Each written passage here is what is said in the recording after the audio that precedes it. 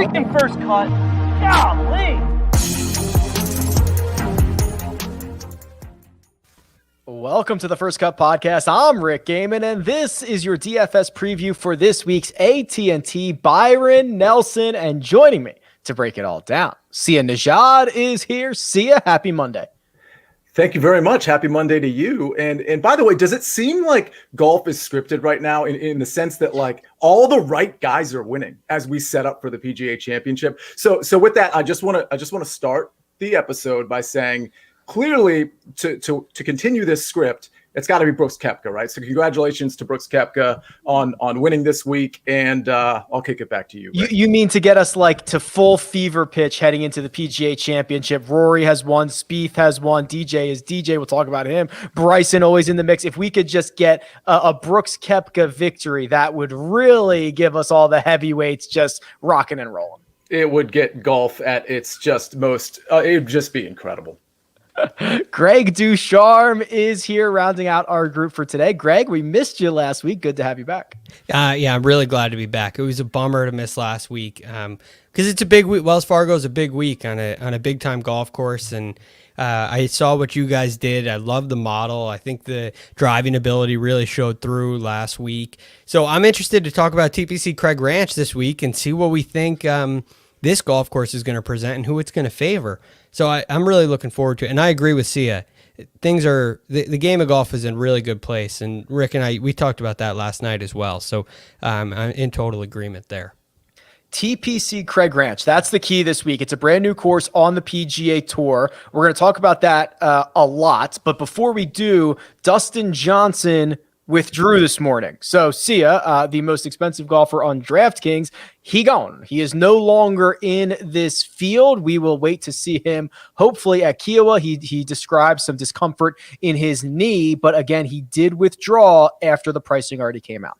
Yeah, and it's interesting. I mean, we did the course preview show yesterday, Rick, and I wasn't going to be on DJ anyway as he's sort of tuning up for the PGA Championship. But I mean, it's a big deal, and it's going to obviously ownership is going to kind of trickle down to the extent it was on DJ in the first place. Is going to trickle down to the names like Bryson DeChambeau, Jon Rahm, Jordan Spieth, the guys we're going to talk about in the elite range. So I'm excited to see kind of where that ownership goes. While this event has been a staple on the PGA Tour, TPC Craig Ranch is the new home, and producer Jacob, as always, goes above and beyond. So he has gotten us exclusive drone footage. He went out there and shot this himself. No, just kidding. It's from someone on YouTube. We should give him credit for that. His name is Plan Room. This is drone footage of TPC Craig Ranch. And Jacob, I guess just leave this running while we're talking about it here. But Greg, what I see is a standard par 72, 4 par 3s, 4 par 5s, and I think there's going to be plenty of scoring opportunities. It's interesting, Rick, because when they played this in the Korn Ferry Tour back in 2008 and 2012, it played as a par 71 at 7,400 yards, which is, I mean, that seems like a really big number. From what I've heard, Michael Breed covered it when it was the Korn Ferry Tour event back then. So he saw it. He said it didn't really play all that long. It was kind of a fast golf course at that time, and it didn't play very long. And what I wonder here, Rick, is if that's because it's so wide open. So it gives you a lot of opportunities to hit driver. If the ground gets a little bit firm, you're not worried about running into overly thick rough, and you kind of have opportunities to let it fly, which is going to shorten a golf course. So I'm very interested in a wide open golf course. To me, generally says approach game, which is kind of where I'm leaning in my early analysis. I think that just opens up, it screams approach games. So that's going to be the area that I'm looking for most this week. If you're watching on YouTube, you're watching us fly over the second fairway right now and see what Greg is describing, wide open, is really the only way I could describe this course. I mean, I'm looking for trouble off the tee, and on maybe 15, 16 holes, I can't find any of it. This thing, like even I would be able to play one ball for 18 holes around TPC Craig Ranch. Yeah, and it's going to be such a contrast. I mean, it depends on kind of what you're into. The tough course like we had at Wells Fargo, where you could have had, let's say, a 6-for-6 go through like I did, and it would just kind of crash and burn Saturday and Sunday. Well, that's not going to happen here. You know, if you get your players through in DFS, obviously you are going to be scoring. We have 4 par 5s here. They're all going to be pretty gettable. There's kind of easier scoring, particularly the par 4s as well. It's going to be players are going to have a field day here. And again, I agree with Greg. Approach game is going to be pretty critical. I think off the tee game, you could bump up at least, relative to your normal approach on how you weigh off the tee game. So those two are going to be very important. Both number 9 and 18 are par 5s. What I think the most difficult hole is going to be is 13. That is a long par 4. You'll see it on the flyover if we get that far, but it's essentially 512 yards, a set uphill. But right after that is what is probably going to be a drivable par 4, 14th, around 330 yards. And Greg, I want to go back to your point because I think it's really valid. I've very much been on the camp of, hey, if you can bomb it around this place without regard for any accuracy, I think that's an advantage, but everybody's going to be able to do that. So you're taking it to the next step and you're saying, well, assuming there's not much trouble off the tee, this turns into an approach type contest, which I think is next level thinking. If you think about where Bryson DeChambeau has won his last 2 victories, you're talking about golf courses that do have trouble off the tee in the form of rough. And when the rough gets really long and penal, it penalizes short hitters who miss greens. And now all of a sudden you have the golf course gets narrower as you get shorter. Whereas a golf course like this, that's not really the case. If you can handle the rough, if you can get the ball in the fairway much easier, when it becomes hard to get the ball in the fairway and missing the fairway is very penal, now all of a sudden, well, I don't know if I'm saying that the right way, but as the rough gets longer, the golf course gets wider for longer hitters and narrower for shorter hitters. And that's not always the case on a golf course like this. And I think I do think it's really going to highlight approach games. If you're Bryson DeChambeau and you have a lot of wedges into the greens, you're still going to have to make birdies. You're going to have to make a lot of birdies. The scores were 17 under in 2008 and 16 under in 2012 as a par 71 on the corn. I believe it was par 71, unless I'm mistaken. But anyway, so I think guys are going to have a real opportunity to get after it and go really low. So I do think that puts a big emphasis on approach game. This to me looks like the most demanding. We're flying over 5 right now. This is a par 5. Maybe those guys can't get there, but that pinches in. That to me looks like the most demanding tee shot on the course, and that's not even all that tough. So I think there's going to be a field day out there. Sia, from a perspective of not having any course history, obviously we have tournament history, but that is much different. Not having any course history, how much do we trust our early assessment, and how much will you be weighing what we deem to be course fit into your models this week? I think course fit is a part of the equation, regardless of whether this is a new course to us. But I mean, I'm definitely going to be weighing, like the 36 round model that I normally do. I'm going to be looking at maybe the last 12 rounds as well. I'm going to be looking at recent history, really more than anything. Obviously, there are guys that are really well suited for, being long off the tee.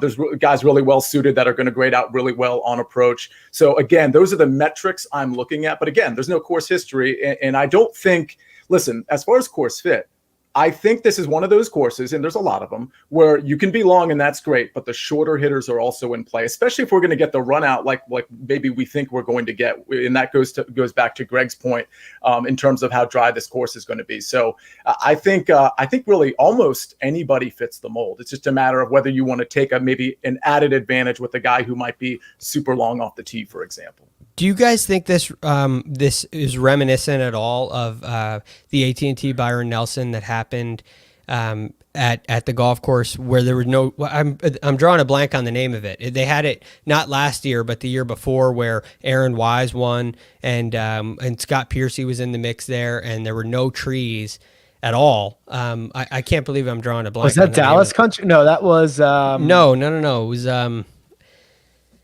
TPC Las Colinas. No, I don't think so. That's not it either. Hold on, I'm going to find it here. Trinity Forest? That's it. That's the one. Trinity Forest. Wow. I can't believe it. I apologize for that. But yes, does this at all remind you of Trinity Forest, where it's kind of wide open and that Texas style court? There are some trees, but they look to be a lot lower, and they don't look to be, and it looks like it's in the wintertime here, so they're not really in full bloom, but they don't it kind of reminds me of that, where it's wide and it gives you a lot of opportunities, a lot of options off the tee. I think that's fair. Oh, sorry, C, are we gonna jump in? No, I think it's fair, but I will say it's going to be an interesting contrast because of where this video is, or when this video is taking place versus what we're going to see in a few days with the full bloom and things of that nature. I do think you can get into tree trouble here. I mean, I definitely think if you're wayward off the tee, you might be pitching out. But to your point, it's definitely wide open relative to other courses. There's also not very many dog legs that I'm noticing, which I also find interesting. I guess it gives you, when you do get into tree trouble, it's less likely that you're completely blocked out. It looks like you'll have the ability to chase something up there, at least around the green. It's a fascinating watch to just watch really this is. fly over and try to figure this out. I absolutely love it. But we'll put a pin in the flyover in the course right now. I've got the cheat sheet pulled up here via rickrungood.com. And of course, we had 6 golfers over $10,000, now down to just 5. Dustin Johnson, he was priced at $11,400. He's out. Bryson DeChambeau, now the most expensive golfer on the slate, $11,200. Jon Rahm at a flat $11,000. Jordan Spieth back in action, $10,007. Hideki Matsuyama teeing it up for the first time, since his victory at the Masters. And then Daniel Berger rounds out our 10K and above golfers at $10,100. Let's parse through this and figure out who the plays are. So I sound like a broken record, but I will start by saying, boy, do I love this 9K range. So I'm not going to be flooding the market in this 10K, 11K range. But with that said, obviously we don't have any more DJ. I'm not a huge fan of Bryson this week. I mean, obviously I think he's a great quote course fit, but I think if I'm going to be paying up here, it's probably going to be Jordan Spieth. We know he's from this area. He's probably played this course a ton of times. I think that factors in a little bit, but more importantly, he's been playing really way better than anybody, any of these guys, any of these other 4 guys. So if I'm going to be paying up, it's going to be for him. One note I do want to say on Bryson, and by the way, if you want to go back to Jon Rahm, we talked about this a little bit yesterday. I totally think that's fine. Again, he was on the wrong side of the weather edge. He played pretty well. He was good off the tee. He was good on approach. Short game just kind of failed him. But I do like Jordan Spieth. Couple of notes about those golfers. Jordan Spieth is the only golfer since the start of 2021 to be gaining over 2 strokes per round on the field. He is then, by definition, the best golfer on tour since the start of 2021. I'm willing to also kind of forgive Jon Rahm, Greg, and say he got the wrong end of the draw. He was excellent off the tee. He lost a ton of strokes on and around the greens, which is not something that he usually does. And I know that he snapped the longest, active streak of cuts made on the PGA Tour, but we have seen countless times these guys are able to flip a switch pretty quickly. So the thing that I've noticed with Jon Rahm is he's hitting the ball beautifully. He's been hitting the ball really well. I'm with you. Let's forgive last week. Let's just take that out of the equation. Jon Rahm has been hitting the ball great all year. It's in fact, it's one of his best tee to green years that he's had on the PGA Tour, which is really saying something. But I've noticed with him this year, he just hasn't really made any putts. He hasn't made anything, and I wonder if that's going to make this a difficult test for you when you get into a birdie fest, as we're expecting this to be. It, in a way, takes that elite tee to green game and it can reduce it a little bit and turn it into, I think putting's going to have a little bit more of an impact here. Approach game will, absolutely, but you're going to have to capitalize on it. And I wonder, I foresee a Jon Rahm week where the putts just don't quite fall. Last week, I really like Jon Rahm. Full disclosure, he missed the cut, but that makes sense to me. Where you get on a golf course that's really tough, it really rewards elite tee to green play, and you can kind of get around there, shooting great rounds without really making any putts. And this week, I wonder if that's going to be the case. So Jon Rahm gives me a little bit of fear. That's why I love Jordan Spieth this week too. One, the approach game has been the best in the world, at least the best on the PGA Tour, pretty much in the world, since the Waste Management Phoenix Open, and maybe even since the beginning of the year. So I'm all over Jordan Spieth this week. I think he has a stronger ability to hold the putts that he needs to hold than Jon Rahm. And Rick, real quick, one more thing, just to finish my thought on Bryson. Last week, again, he's a nice course fit here, but last week he lost in total over 5 strokes on approach. Okay, he gained seven, I think maybe on the dot with the putter. So it's not exactly the recipe that's going to win it here. So it's just something to point out. Anytime somebody's gaining that much with the putter, I'm sure that'll pay off to some extent. But when you look at that approach, it's not super pleasant. Okay, so the other argument, which you're not wrong, he gained exactly 7 strokes on the putting greens. He lost 5.25 strokes on approach. It was one of his worst weeks in a while. It was actually the only golfer in my database who has lost that many strokes on approach and still finished 9th or still finished inside the top 10, which is where I'm going with this, Sia. Yeah. Let's talk about what Bryson did last week. He made a triple on the easiest hole on the course on Friday. Was that Friday? Yes. He made double on 18 on Saturday, which people were doing. He played the par 5s at even par, and he lost 5 strokes on approach. He still finished 9th. Is this the baseline, or like did everything else possibly go right for him to find himself inside the top 10? And oh, by the way, he flew in on Saturday morning at 2:45 a.m. and played on no sleep. Yeah, that last part is pretty incredible. But listen, if I'm weighing him against, let's say, a Jordan Spieth, who has been a little bit more consistent and maybe a little bit more shaky off the tee, but every other part of the game, I think I'm going to give the check to Jordan Spieth. So it's one of those things where you're not going to want to jam 2 of these guys up here. So my initial thought was I like Bryson, but when I just looked at it a second time, I think I'm going to give Jordan Spieth the edge. And what that does for me, unfortunately, is it just kind of boxes Bryson out.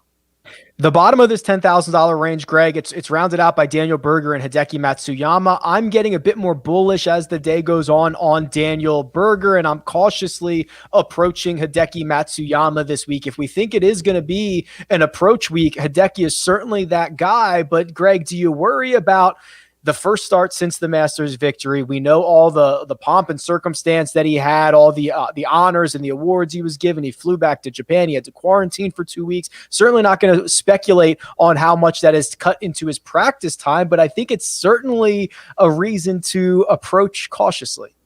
Yeah, when you take a little bit of time off, there's always that week of or that round of shaking the rust off that you worry about. And I wouldn't be surprised if that happened again this week. So I definitely have my concerns with Hideki. Daniel Berger's not far. I mean, the last time he played was RBC Heritage.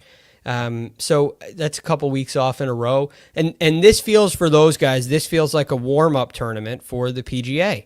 And it doesn't feel like the focal point. All right, I'll play the week before. I'll get myself ready. I'll shake a little bit of that competitive rust off, and I'll get ready for the major championship. That's the following week. And that would be my concern with those guys. Now, why don't I have that same concern with Jordan Spieth? Maybe there's a little bit of bias there. I can't really answer that one. Again, full disclosure. But I just get the sense that Jordan doesnn't have that same kind of feeling. This is a completely different animal for Hideki Matsuyama. Berger's interesting. He doesn't jump off the page to me the way Spieth does. And maybe that's a good thing. Maybe that means there's an opportunity ownership wise with him.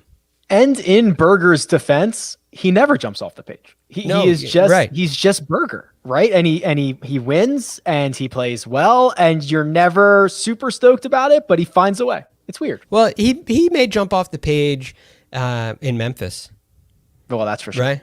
Yeah. So maybe there's a couple of cases where he does, but I don't know. I don't have a good answer on Berger. I just don't feel it right now.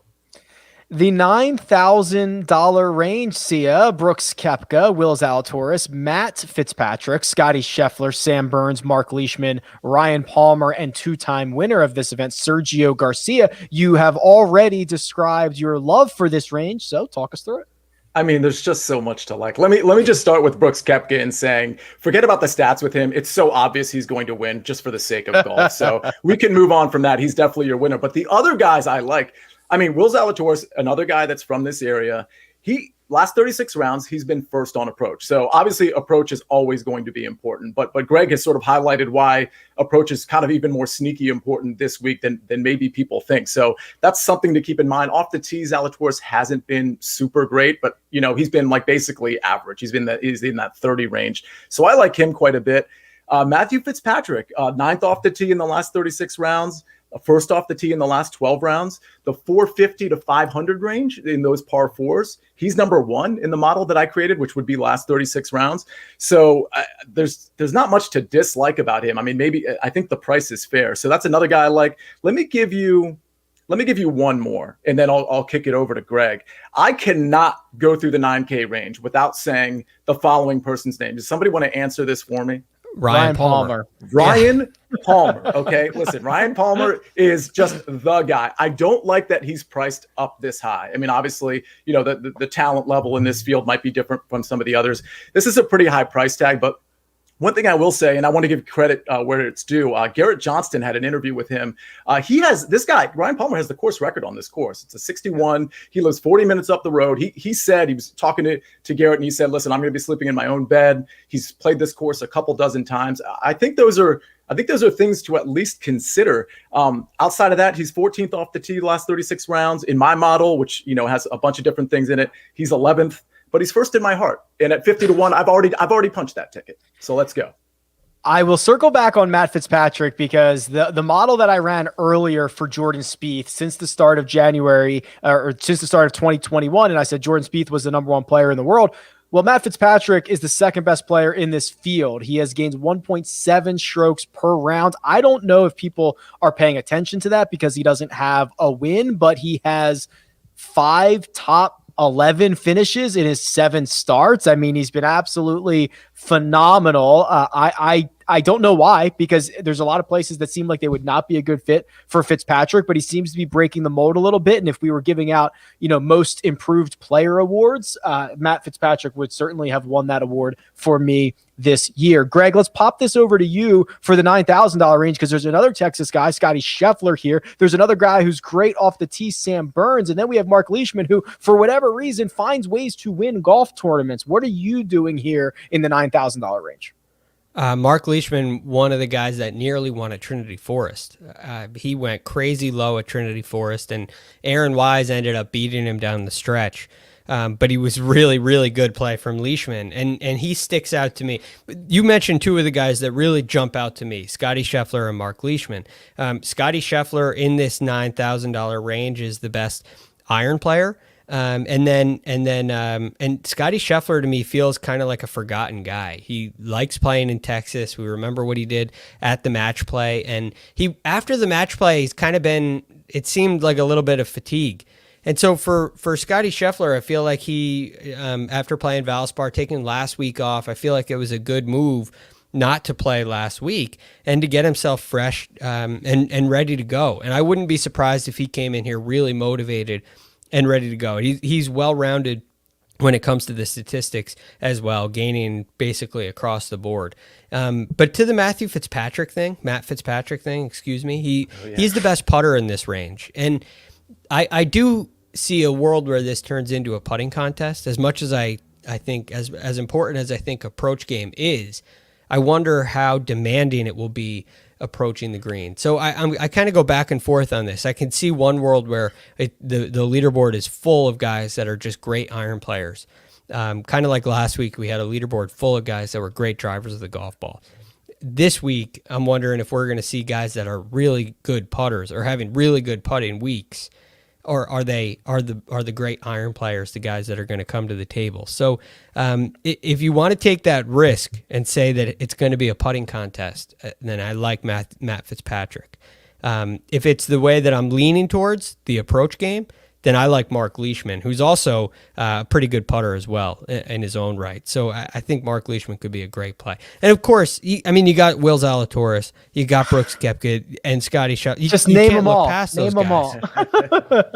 Yeah, but I think Leishman is really interesting to me. I think he's probably the guy that I look at and I circle him. Maybe I circle the whole range like Sia. This is where Sia is starting at least 10% of his 1,332 lineups this week already filled out. But I do think there's a lot of opportunity here, and Scheffler sticks out to me, and Fitzpatrick sticks out to me in a different way, in an alternate reality kind of a place. And Mark Leishman is another one that I really like. Scheffler to me, when I was running through this morning, I was surprised with how good the numbers were. I mean, I was kind of comparing last 20, last 30, somewhere in there, kind of finding a sweet spot number of rounds. And Scotty Scheffler is almost like just an $1,800 cheaper Bryson. Obviously not going to gain as many off the tee, but he's been better on approach. He's been hitting it just as far. He's been making just as many birdies. Like, I really like the way that Scotty Scheffler has been playing. So Sia, I think we got everybody in the 9K range. We left out Sergio Garcia. We didn't really touch on Sam Burns. Burns coming off of his recent win. How do we feel about, I mean, he's had the week off though. So I kind of feel like I don't mind going back to Burns here and letting him hack away and let it fly out there.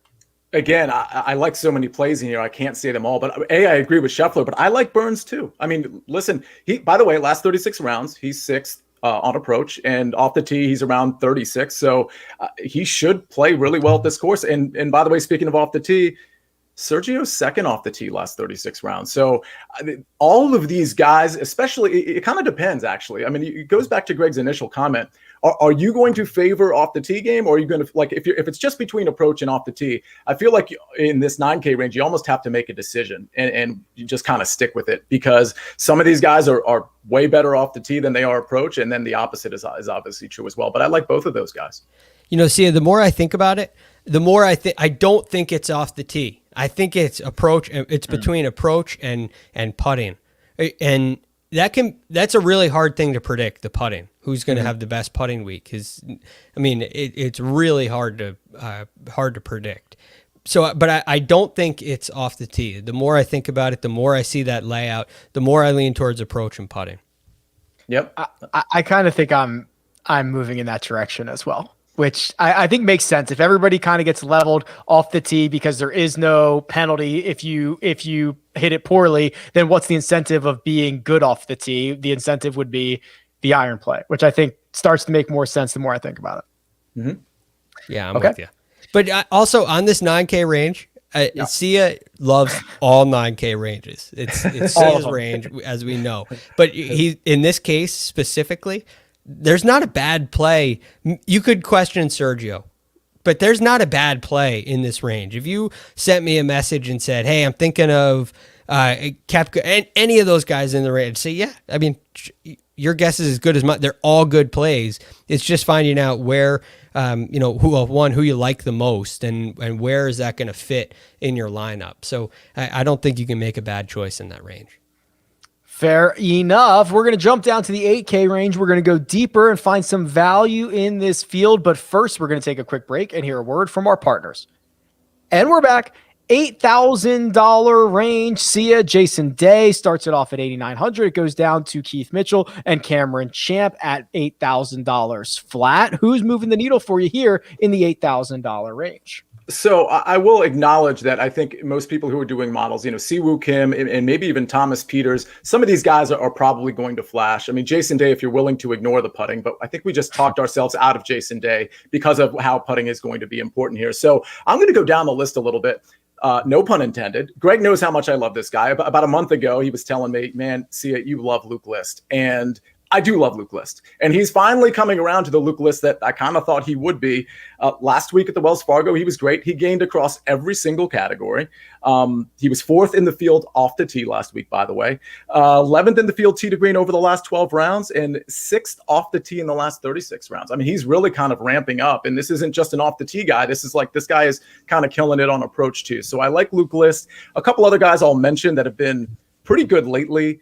Aaron Wise, fifth tee to green at Wells Fargo. I think his game actually suits this course pretty well. But another guy that I think is kind of going unnoticed. He's 8,100 on DraftKings. Last week, he was great. He gained over 10 shots tee to green. This is obviously in total. He was third in the field tee to green, and he's actually been good the last few weeks or the last few tournaments, and that's Charles Schwartzel. Remember when he was playing with Louis, he kind of put himself back on the map a little bit, or people at least started noticing at that point. But he's been pretty good, at least then, and after that, he's been good as well. So I think Charles Schwartzel is a very smart value play at 8,100. To add some context to Luke List, what I find interesting, Sia, is this guy, notoriously terrible putter. You can see that here on rickrungood.com. He's losing strokes putting every single event from the 2020 PGA Championship to the essentially Farmers Insurance Open. It's like 5 months of losing strokes putting. Now, he has started to figure it out. He is still not great, don't get me wrong, but he's had, 50% of his weeks, he's gaining strokes with the flat stick. And if he's going to continue to do that, Sia, I imagine he's going to contend much more often. Yeah, and we obviously don't want those blow up spots, and it does give me pause to look at that when I analyze him versus, let's say, a Charles Schwartzel or an Aaron Wise, or somebody a little bit higher on the board. But I like where his game is at right now, and I think he is a good course fit here. Okay, $8,000 range for you, Greg. We're trying to see Harris English work back into form. Keith Mitchell, who just played well last week, played well at the Zurich. He's down in this range. Where are you headed? Okay, so my initial thought when I was first thinking about this is this should be a great week for Cam Champ. But as we've kind of gone through, he's at 8,000 flat. So that's kind of interesting to me. But looking at his numbers, he's struggling approaching the green a little bit, struggling with the putting, and that's how you don't win tournaments, when you hit it as far as he does. So I think I'm off of Cam Champ, but Siwoo Kim is really the one guy that jumps out to me. The problem with Siwoo Kim is his price, and when you're at 8,800. And you have a 9K range like we do, where you feel like you can't get enough of those guys. You take the whole 9K range if possible. Siwoo Kim might get priced out of it, but he is the best approach player in this range, at least since the start of 2021. And recently, he's had a couple of great starts in a row: 33rd at the RBC Heritage, 12th at Masters, 23rd at the Valero Texas Open, and 9th at the Players Championship. I feel like Siwoo Kim is in some really good form, and he's not putting with a fairway wood or a hybrid anymore, which I do think can go a long way for him. So I think Siwoo Kim is my favorite in this range. 5 consecutive events, Siwoo Kim has gained strokes on approach. I include the match play stuff in there. It's not perfect, but he striped it in his 3 matches. He didn't hit it well off the tee, and he lost some strokes around the green, and match play is weird. He did not make it out of his group. Okay, Sia, let me pop this back to you. Anyone else in the $8,000 range? We kind of glossed over Jason Day. He's been I don't even want to say a shell of himself. I mean, he doesn't even look like himself. He's almost unrecognizable on the course just by his physical appearance, and then also by his metrics, because he's just hemorrhaging strokes on the green. His approach play, horrible. I'm not sure what to make out of this, but I don't think he's going to be getting any of my investments. Yeah, and you wonder if just the history of injuries is sort of just affecting his game overall. I mean, I'm never really on Jason Day, so I didn't do a deep dive into him, but looking at these metrics, it's just not something I want to be a part of, especially with other guys that I like that are, priced just above him or just below him. So no thank you to Jason Day. By the way, I do think Cam Champ is interesting, and I wonder where Thomas Peters' ownership is going to be. I mean, this guy, I think, should be a little bit better now than he is. But he's flashed a lot of potential lately, and if his ownership is low, I think he's an interesting pivot. I got one other guy that kind of has my potential interest. I need a little bit of help on this one. And I expect ownership to be very low. I love the Charles Schwartzel pick that you had, Sia. I think he's been in great form. He's worth taking. But at 8,200, just $100 above him, is Matt Kuchar. And I wonder, Matt Kuchar is a guy kind of in that space where he's putting better than most of the guys in that range. And I wonder if this does turn into that putting contest where you see Matt Fitzpatrick playing well. Could you get a Matt Kuchar who's in there playing well? He's had a couple of better events of late. He was 18th at the RBC Heritage. That's a golf course that really fits him, so I can understand that. But the Valero Texas Open, he was also 12th. And I wonder if that kind of is a sign, and we remember what happened at the match play. Is he really in good form, and could this golf course fit a Matt Kuchar, who's definitely on the way up and playing a little bit better, swinging it a little bit better?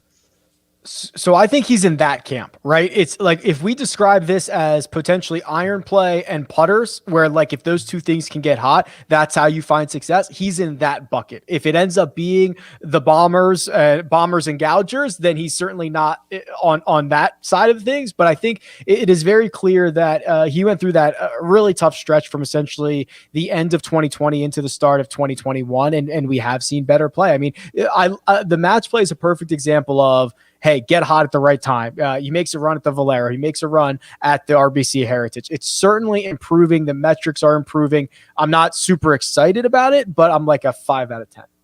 If that makes sense. Okay. That's worth bringing up. See, are you, where would you put that at? Would you put a number on that? Higher or lower than 5? I mean, I'd probably go 4. And it's just, again, if he was priced a little cheaper, maybe in that 7K range, I think it would be more of a consideration for me, but I don't think I can get there with him.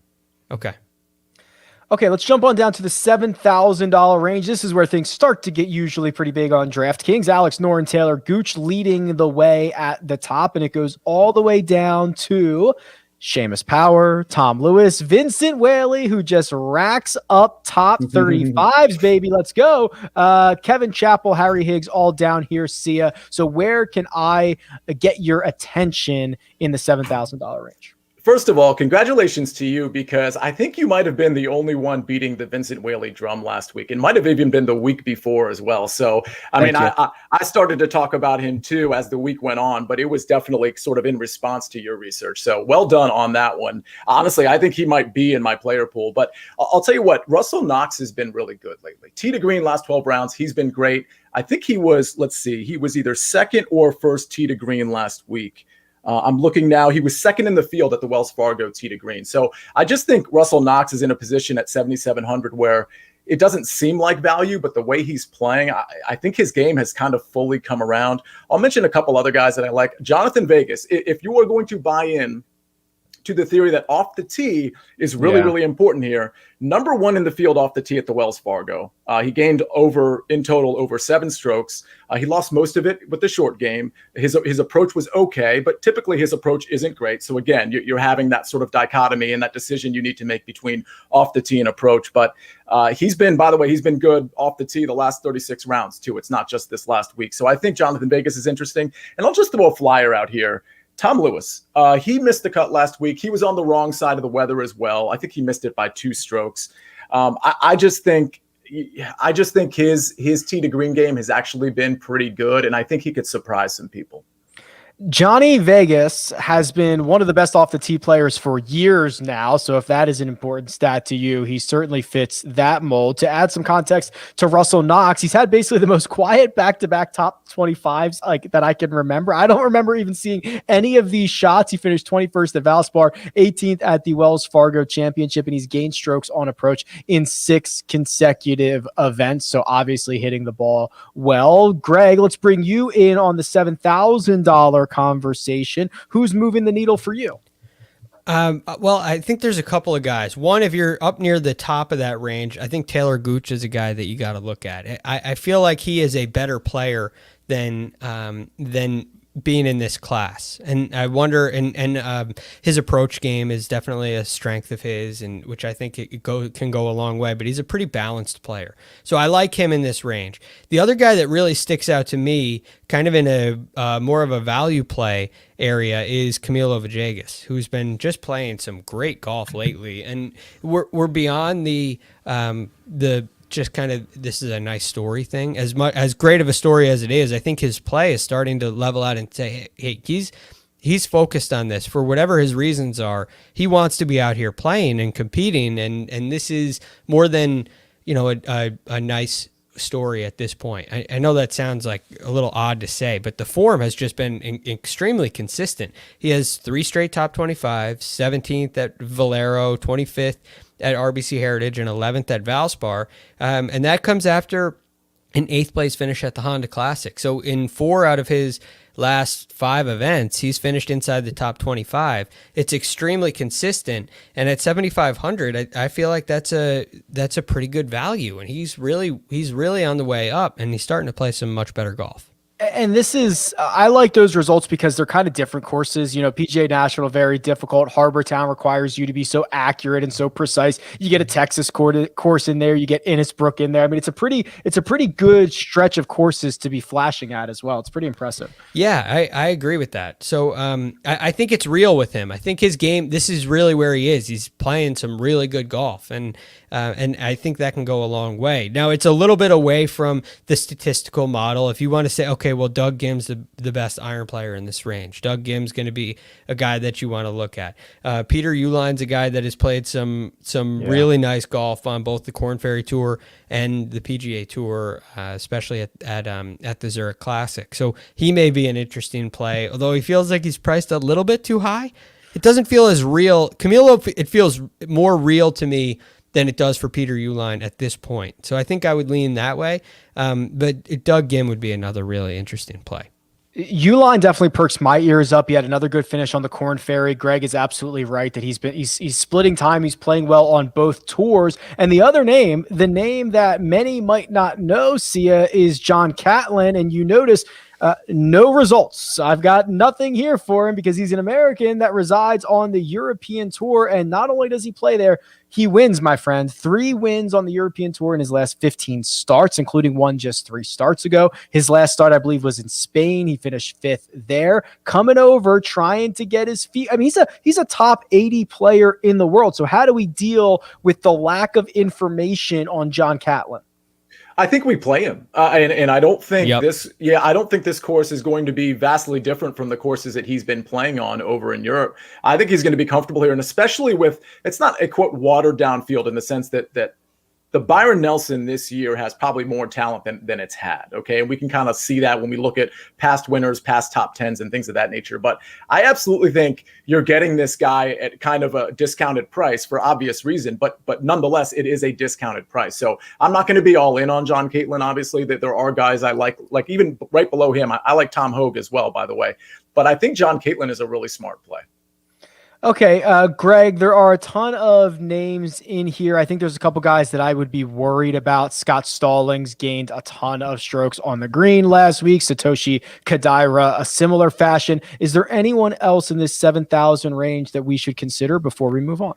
I mean, I think you guys are really, really right on it. Hoagie is another guy that definitely piques my interest. And beyond that, I kind of feel like this range is covered. Another guy that doesn't really fit the mold unless this turns into a putting contest to me would be a Wyndham Clark, who this year hasn't been on fire putting wise, but he is a really long hitter who tends to putt really well, at least throughout his career. So if you get a Wyndham Clark who's driving it a long way, and giving himself a lot of birdie opportunities and making them, I think he could go. He's not afraid to go really low. He's a guy that can make a lot of birdies when he gets it going. So I'm a little bit interested in Wyndham Clark, but I would say he's lower on my list in this range than say some of the other guys that we already mentioned. But there's one other guy that I think. And Jacob, you're going to want to get ready for this. So we got to ask the question: are there any takers on Ricky Fowler? I mean, that's a that's a hard I just no wanted for to me. hear that. I will. I'll have dinner with him. I'll have some beers with him. Not sure I want to get him in my laps. Friend of the show, Friend of the pod. That's right. Yeah, I think unfortunately I don't. The 77 last week I felt like there may be something brewing with Ricky. There may be a little bit of positive, and then 77 in round 2, and it's just it just makes it so hard. Sorry, we can move on. It's okay. Wyndham Clark, I find interesting because this is the type of golfer. So as I'm trying to figure out who benefits from wide open courses, and guys like Wyndham Clark come to mind, right? He is 4th in driving distance. He is an absolute masher. He is 213th in driving accuracy. There's only probably 225 guys who qualify for stat. I mean, we are talking, he is bottom of the barrel. Well, if you don't have to worry about, if you're going to be able to find it when you hit it 316 yards on average, and you might be able to catch a hot putter at times, this is like, there's not many places I want to play Wyndham Clark, but if I do, I think this is one of them. You mentioned the putting, Rick. I know he's losing slightly this year for 2020, but do you agree with me that in his career he's been a really, really good putter? Yeah, this is his worst year. He's been much better than this. And if I remember correctly, yeah. So this is what I think is interesting. There are guys who are consistent losers with the putter. Emiliano Grillo, Keegan Bradley up until 6 weeks ago, guys that are consistent losers. And then there's guys like this. So I'm showing this on rickrungood.com right now, where Wyndham Clark is this season is technically losing strokes putting, but he gains 4, and then he'll lose 6, and then he'll gain 3, and then he'll lose 2. So it's there are actual weeks in there, Greg, that he can have a solid putting week. It's not like he's a consistent loser. Right. All right. So that's a good thing. I mean, maybe I think my interest in Wyndham Clark may be rising a little bit. You get a little, the more guys you get closer to the 6K, high 6s, low 7s, the more guys you can get in there in that 9K range, which I think that makes us all very happy around here. Well, let's jump 2 feet into that $6,000 range. It's Bryce Garnett, Hank Lebioda, whose actual real name is Henry, in case anyone was wondering, KH Lee, all the way down to, here we go, min price this week. Oh boy. Hunter Mahan, $6,000. Jonathan Bird, $6,000. Ricky Barnes. There's a guy I really like that I'm staring at right now, by the way. Say his name. Let's talk about it. Well, first of all, last 36 rounds, he's 22nd off the tee and 16th on approach. It's Hunter Mahan, isn't it? It's not. It's Chris Baker. I don't think that's the right price on Chris Baker. I think he should be closer to like 66, 6,700. I'm not 100% sure what I'm missing. I know his short game isn't very good, but I don't know why the guy's 6,000. And by the way, while you're looking him up, can I just plug watching this on YouTube? We talked about it a couple of weeks ago. Not only do you get all the stuff on rickrungood.com, but we have the flyover of basically the entire course on the front 10 minutes of this show. So you guys got to watch this on YouTube. It's exciting stuff. That was well done, Sia. That was like a very hosty of you, which I think is great. But you're right on Chris Baker. I mean, I kept looking through, like, okay, is this going to be an approach week? Is this going to be a ball striking week? And I'm looking on rickrungood.com and I'm sorting by approach. And Chris Baker's name keeps popping up. The only thing is he's a little light on rounds. So when I look at the ball striking thing, he wouldn't make my cut in ranking because he only has 9 rounds, but he's behind in the field only Jordan Spieth, John Rahm, Daniel Berger, Bryson DeChambeau, Koepka, Luke List, and then it's Chris Baker sitting right there. And when you see a guy that's that high up, and 9 rounds is something. I mean, it's better than 2 rounds, and he's at the min price. If you're going to take a flyer down there, I mean, you got something to hang your hat on at least. Good news is he's played 20 times since the start of 2020, the start of last year. So it's not a lot, but it's not 10. And about 5 or 6 of those are at events that we don't have the shot link data at. So that's Zurich, it's Punta Cana, it's Puerto Rico.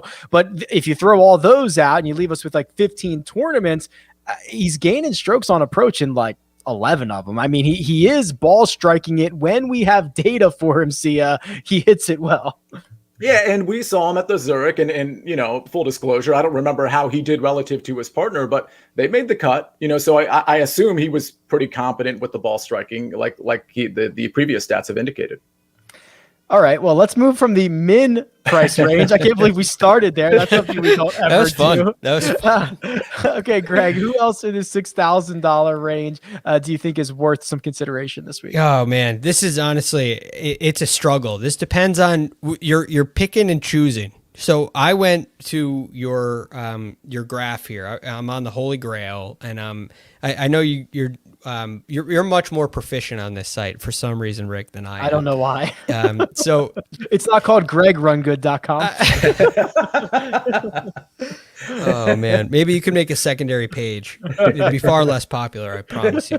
So I went to the DK price in the Holy Grail, and I'm for this year, 2021 on, and I reverse sorted it. Okay, so I got I'm looking at the min from the min, and I'm scrolling down, getting higher and higher in the range, and there is, as expected, a lot of red. You got some green in the ball striking categories with Chris Baker. it's a deep red in the putting area. But there's some positives there. So he's definitely a guy that you could look at from a statistical basis. But there's a ton of red here. So the question is, what do you do in this range? Do you take a guy who's maybe has a good recent start? Do you take a guy like Sung Kang, who may have a little win equity? He won at Trinity Forest, as I mentioned earlier. Maybe it has that kind of reminder here. There's a couple of guys like Ryan Blom who drives it pretty well. Where do you go in a range like this? Roberto Castro is another guy who drives it pretty well. Do you look for a guy who putts? Do you go with a guy like Ty Strafacci, who just played a Walker Cup and is maybe kind of like the Akshay Bhatia type, where he's young and new, we don't have a lot of info, and he's interesting? What's your general strategy down here? I think there's a couple ways we can do this, and see, I'd be very interested to hear how you do this. I think that you could either look for one elite skill set. So if you can find somewhat, I'm trying to find somebody with like Ryan Brehm, right, is one of the best drivers of the golf ball. Now he only has 10 rounds, but that's an elite skill set. Or you can look for guys that are a bit more well-rounded. Satoshi Kodaira has been a bit more well-rounded, but I kind of look at like a Cam Percy, who is a better ball striker, a Josh Teeter, who is actually gaining a quarter of a stroke per round. Or what you could really do is, if you want to get freaky, see, and this is normally what I do in the lower ranges, is I make the sample size really, really small. Like, just give me the last couple of starts, 10, 12 rounds, and see if there's anything there. So I think there's a couple of ways you can do it. If you do it that way and you go last 12 rounds or so, Hunter Mahan becomes a good driver of the golf ball. So I mean, there's kind of different ways to go about doing this. Yeah, I think it's a combo. I mean, you can kind of choose which path you want to take. You can take the recent history, or like last 12 rounds, for example, or you can take guys who are just kind of veteran ball strikers that maybe haven't been good lately. I'll be honest, this 6K range, I would say I like the 6K range like 60, 70% of the time. This is one of like the 30, 40% where I just don't like the 6K range. So John Huss, another guy that's like hasn't been good, but it was classically a good ball striker. Rory Sabatini, speaking of veterans, that's another guy you could think of. But what I've sort of done so far is kind of lean on guys that have been good, maybe not in the last tournament, but the recent form has been good. For example, Roger Sloan, Sam Ryder, guys that I've seen recently that in the ball striking department and just in the finishing position department, they have done well. They have proven it to me. And so I can kind of maybe lean on the fact that, okay, maybe they're still in that good form. Maybe that's the golfer that they kind of are, instead of the golfer we kind of always thought they were before that good finishing position. Yeah, I think that's fair. I kind of pointed out Josh Teeter. He is a guy that I circled earlier in the day because he's doesn't play a lot, splits time between here and the Corn Ferry. But when he plays, I think he's made like 6 or 7 cuts in a row. And quite frankly, Greg, when we're talking about the mid sixes or whatever it might be, just finding the weekend is plenty for a lot of these guys. So I think I have my guy. Okay. I think so. And I think it's based on what you guys are saying. I reduced the sample size a little bit, and I may have reduced it too much. But what do you guys think about Nate Lashley? Nate Lashley is a guy who pops up and he's won before. He's popped up a couple of times this year, maybe not in his last couple of rounds. But I think Nate Lashley may be an interesting flyer if you're kind of throwing a dart at it, because he's got some success this year, at least getting near the lead. I mean, you're talking about back at Pebble Beach, but maybe he's ready for another resurgence. He's played better at both the Valero and the Wells Fargo Championship his last 2 starts. He's missed the cut, but if you look at these numbers, like he lost less than a half a stroke to the field on both of those. That probably means, Greg, he missed the cut on the number 2 starts in a row, which, it's hard to blame guys for that. And at the Wells Fargo last week, he gained on approach and it is getting better. It's not great, but to miss the cut on the number twice in a row, if he gets a little lucky, makes the cut. Now you're talking about a bunch of scoring opportunities on the weekend. Yeah. And it's been kind of, if you look at the actual scores, it's been a bad round and a good round. Right, it was at the Wells Fargo 69-76, 76-71 at Valero, 68-75 in Corrales. Which actually did make the cut. He ended up coming in 28th there. So there's been, Honda Classic, he was 36th. At Pebble Beach, I mentioned earlier, he was 5th. So, and 17th at Waste Management. Maybe he's on the brink and getting close here. Anybody else see you in the 6K range before we kick it? Yeah, I mean, Hank Lebioda Hank Henry Lebioda, who I call Hammer and Hank. I think he should be a good course fit here. He's been playing pretty well. Maybe one other guy I'll mention. I kind of keep banging this drum. I think he's been pretty good. Hasn't been lately. Good for his price range. Will Gordon. He's probably priced a little too high here, to be honest with you, at 6,800. But I think that's a guy that has some upside. Prior to a few missed cuts in a row, he was in pretty good form. He has a couple of really good skill sets. He's very long off the tee, 5th on the tour, 36th off the tee, makes more eagles and birdies than average. There's certainly more you can hang your hat on with Will Gordon. I think that is certainly viable. Greg, you got the last word, man. Anybody else? Yeah, I think with Hank Lebioda, you bring up a really good point. In his last 8 rounds, he's gained a full shot tee to green, which it's an extremely small sample size, but I think that may be some good advice, and I think it could be a rare course fit. And bless you. And he's gained a full stroke. He's gained a full stroke in terms of strokes gained total in his last 8 rounds as well on average. So that's what that's what we like. That's what we like to see from old Hammer and Henry. Is that his name? Oh, Hammer and Hank. Hammer and Hank. Okay, gentlemen. Well, that was fun. As always, our Monday DFS preview. We're going to be back on Tuesday for our full mega preview pod. But for now, let me thank producer Jacob, as always, above and beyond producing of this show. Thank you, producer Jacob. Sia Nejad, you can find on Twitter at Sia Nejad. And that's Greg DuCharme, who you can find at The Real GFD. This has been The First Cut, and we'll catch you next time.